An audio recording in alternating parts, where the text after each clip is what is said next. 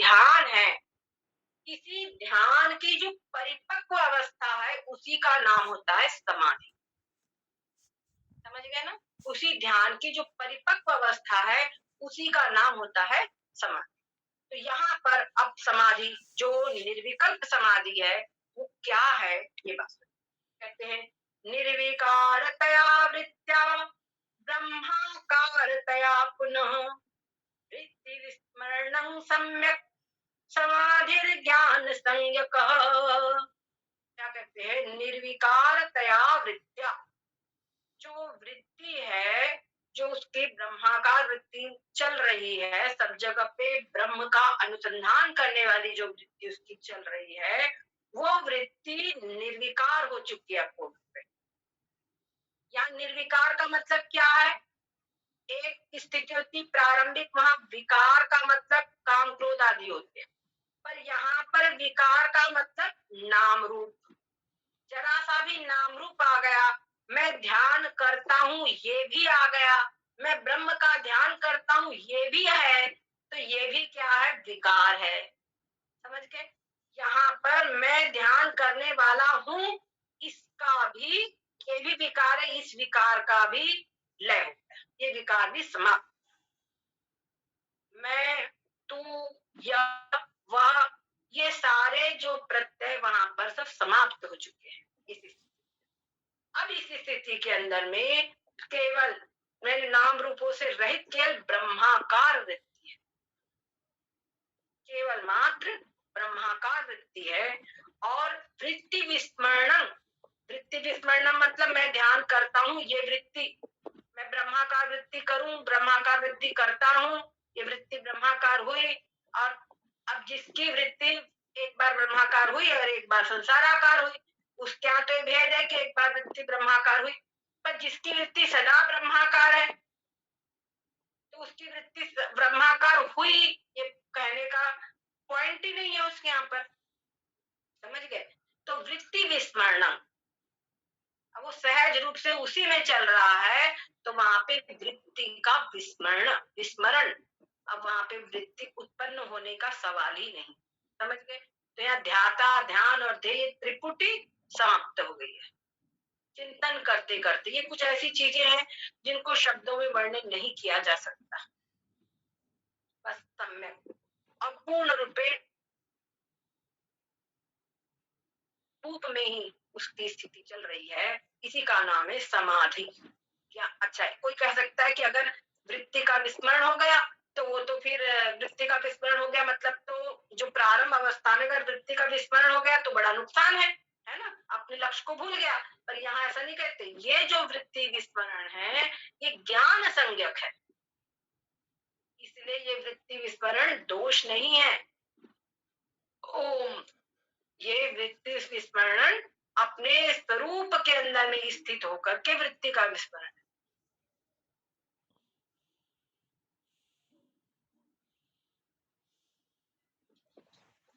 तो इस प्रकार से जो प्रपंच भाव है उसका पूर्ण रूपेण परित्याग और अपने स्वरूप ब्रह्म स्वरूप का पूर्ण रूपेण ग्रहण, उसी के अंदर में स्थिति, इसी का नाम है समाधि।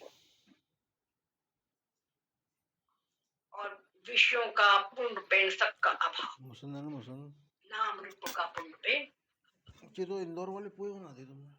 अब ये निधिध्यासन के 15 अंग है। अब इस निधिध्यासन की अवधि क्या है, इसकी सीमा क्या है, कब समझे कि निध्यासन पूर्ण हो गया है? इसीलिए कहते हैं इमं चाकृतिमं कृत्रिमानन्दं तावत् साधु समभ्यसेत् पश्यो यावत् क्षणात् पुंसः प्रयुक्ता सन् भवेत् स्वयं। कहते हैं ये जो आनंद बताया है, इस आनंद का, इस आनंद में ब्रह्म के वश में जब तक वो न हो जाए, ये बात समझिए। इमं चाकृतिम इमं च अकृत्रिम आनंदं, जब ये जो अकृत्रिम आनंद है, जो ब्रह्मानंद है, ये कृत्रिम आनंद नहीं है। विषयों से जो आनंद आ रहा है, गर्मी लग रही है, एसी चला लिया, ठंडक लगने लगी, ये भी एक सुख की अनुभूति हो रही, कृत्रिम आनंद है। हमको कोई चीज संसार के पदार्थों से जो आनंद मिल रहा है, कृत्रिम आनंद है। अब कृत्रिम आनंद है तो कभी रहेगा, कभी नहीं रहेगा। कभी वही चीज आनंद स्वरूप लगेगी, कहीं वही चीज विपरीत हो जाएगी। एक कृत्रिम आनंद हुआ, पर ये जो ब्रह्मानंद है, ये अकृत्रिम आनंद है। इस आनंद के लिए हमको कहीं हाथ नहीं फैलाना, ये आनंद अपने भीतर से है। या इस आनंद के लिए हमको बाहरी किसी भी पदार्थ की कोई अपेक्षा नहीं है, भीतर से उमड़ रहा, ये भीतर से उमड़ने वाला आनंद है। तो कहते हैं जब तक इस अकृत्रिम आनंद के, यानी इस ब्रह्मानंद के वश में ना हो जाए। कितनी बढ़िया बात है। जैसे कोई व्यक्ति है, उसको शराब की आदत पड़ जाए या किसी नशे की आदत पड़ जाए, तो नशे के वशीभूत हो जाता है, उसके बिना रह नहीं सकता। उसी प्रकार से जब तक इस अकृत्रिम आनंद के वशीभूत न हो जाए, तावत साधु समप्यसे, तब तक सम्यक प्रकार से इसका अभ्यास करें। और अभ्यास करते करते जब इसमें पूर्ण रूपेण सहज हो जाए, फिर इसके बिना चित्त को छोड़ना चाहे तो न छोड़ सके। क्या समझे? जब अब वो व्यसन होता है ना, छोड़ना चाहता है पर अब छोड़ नहीं सकता, उसके वश में हो गया है, उस प्रकार से उसके पूर्ण रूपेण वश में हो जाए।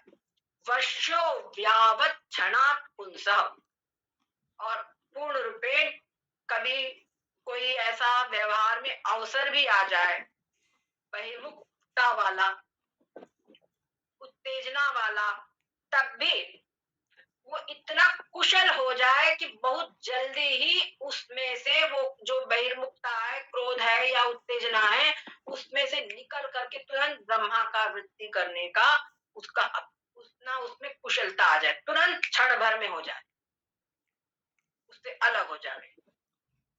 हाँ, गुरु महाराज कहते हैं तुम इधर देखो तो क्रोधाकार वृत्ति रहे, इधर देखो तो शांत वृत्ति हो जानी चाहिए, इतना अभ्यास हो जाए। तो इतना जब अभ्यास हो जाता है, तब समझो कि निधिध्यासन पूर्ण है। अब तब तक करे, इसका मतलब क्या हुआ कि बाद में छोड़ दे? अरे जब उसके वशीभूत ही हो गया तो बाद में छोड़ने का तो प्रश्न ही नहीं। जो उसका फल है वो मिल गया, अब क्या अभ्यास करना है? अब तो सहज है, पर जब तक ना हो जाए तब तक खूब प्रयास करे, खूब प्रयास करे। छोड़ने की बात तभी तक आती है जब तक उसके वशीभूत नहीं हो जाता, तभी बोलता अरे होता नहीं, छोड़ दे क्या, ये वाली बात होती है। तभी तक उसके दिमाग में बोरिंग होती है। परंतु जब ये समाप्त हो गया, सहज आनंद मिलना हो गया, तो छोड़ने वाली बात फिर हो ही नहीं सकती, दिमाग में ही नहीं होगा उसके, क्योंकि सहज चल रहा है। तो जो उसने अभ्यास किया है अब वो सही चलता है। जैसे कोई कार चलाना सीखता है, गाड़ी वो साइकिल चलाना सीखता है, तो प्रारंभ में क्या होता है, गिरता, साइकिल का बैलेंस नहीं संभल रहा, बात करते करते नहीं जा सकता, पूरा ध्यान उसको सड़क पे रखना पड़ेगा, पूरा हैंडल पे रखना पड़ेगा, सब चीज बातें। और जब उसको आदत पड़ गई, उसको आदत पड़ गई चलाने की, तो इधर देखे उधर बातचीत करे, साइकिल सहज रूप से चलती रहेगी, या जो भी उसका वाहन है सहज रूप से चलता रहेगा। तो उसी प्रकार से जब उसको आदत पड़ गई है, उसमें वो पूर्ण रूपेण आदत पड़ गई है इस ब्रह्मानंद के सहज आनंद की, इसके उपभोग की, तब क्या होगा, तब उसको फिर कोई प्रयास अलग से करने की जरूरत ही नहीं, उसके पैर सब अपने आप अभ्यास ऑटोमेटिक हो गया है। ठीक है ना? अभी ऑटोमेटिक जब तक ना हो जावे तब तक के अभ्यास करता रहे, करता रहे। अब सही पूछा जाए तो कभी भी ये ना समझे कि अब पूर्ण हो गया है तो अब हम अभ्यास ना करें। हमारे यहाँ कहा कहते हैं जब तक कि सुषुप्ति, हमारे पूज्य पार्षवी अखंडानंद जी महाराज, बाल ब्रह्मचारी परम वितरागी, उनका शरीर 153 वर्ष की आयु में पूर्ण हुआ था, और स्कूली शिक्षा उनके पास अधिक कुछ नहीं थी। वो हमारे गुरु महाराज बताते हैं कि वो एक पूरा रजिस्टर के पेज भर में अपना सिग्नेचर करते थे, अखंडानंद। और बड़े क्या कहते हैं, जीता जागता वेद थे वो, जीता जागता पूरा साक्षात ब्रह्म ही थे। और उनकी जो वो थी, पूर्ण रूपेण अपने सहज स्वरूप में रहते थे। एक बार स्वामी महाराज बोले, बताते हैं हमारे कि एक बार उनके पास स्वामी जी सोए रात्रि में, तो देखा रात्रि के अंदर में 2 बजे महाराज जी उठ करके बैठ गए।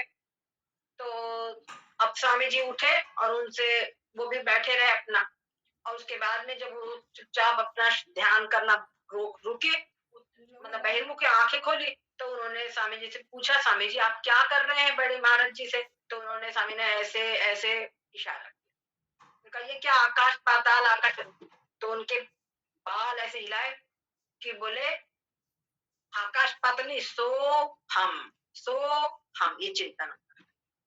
तो स्वामी जी ने उनसे पूछा कि स्वामी जी आप तो साक्षात ब्रह्म हो चुके हैं, अब आपको अभ्यास करने की क्या आवश्यकता है? तो उनसे कहा है कि बात ये है कि जब तक सुषुप्ति ना आ जाए, जब तक मूर्छा ना आ जाए, या जब तक मृत्यु ना आ जाए, तब तक अभ्यास करते रहना चाहिए, तब तक अभ्यास करते रहना चाहिए, अभ्यास छोड़ना नहीं चाहिए। ऐसे ही हमारे श्रीमद् भागवत में एक प्रसंग आता है, जो ऋषभ देव जी थे। ऋषभ देव जी पूर्ण रूपेण अपनी स्थिति में हो गए। उस समय पर उनके पास में कई रिद्धि सिद्धियां आई और उनकी सेवा करने के लिए, तो उन्होंने उन सबको इनकार कर दिया, उन रिद्धि सिद्धियों को सबको इनकार कर दिया, सबको अपने पास पटकने नहीं दिया। तब परीक्षित जी के मन में ये प्रश्न उठा कि अब ये तो पूर्ण हो चुके हैं, तो अब रिद्धि सिद्धि आ गई तो उनको ले लेना चाहिए था, क्या हानि है?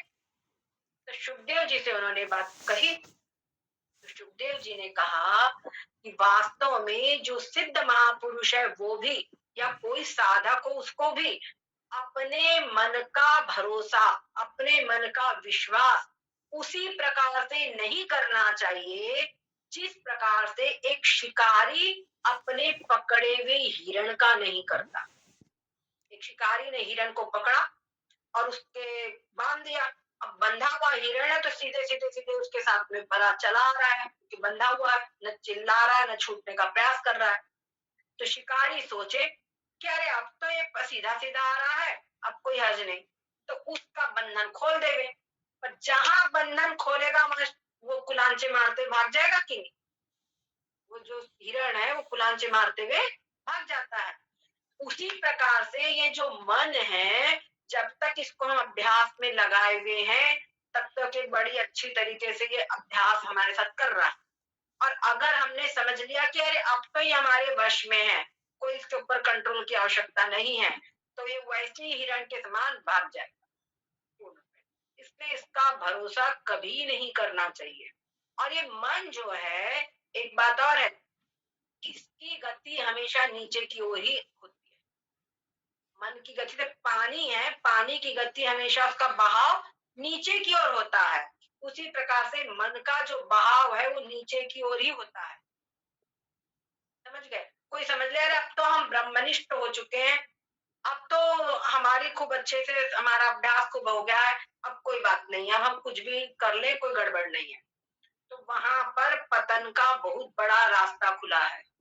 ऐसे ही आप देखिए कितने हमारे यहाँ पर हमारे इतिहास में ये भी इतिहास भरा पड़ा है, नहीं समझे? विश्वामित्र जी जैसे महापुरुष, एक और कोई ऋषि थे, कण्व ऋषि थे, वो कुछ भी नहीं खाते थे, वो कुछ खाते ही नहीं थे, बिल्कुल केवल पेड़ की छाल खाते थे। तो इंद्र को घबराहट हुई, अरे अब तो बड़ा दिक्कत वाली बात है, तो हमारी ले लेगा।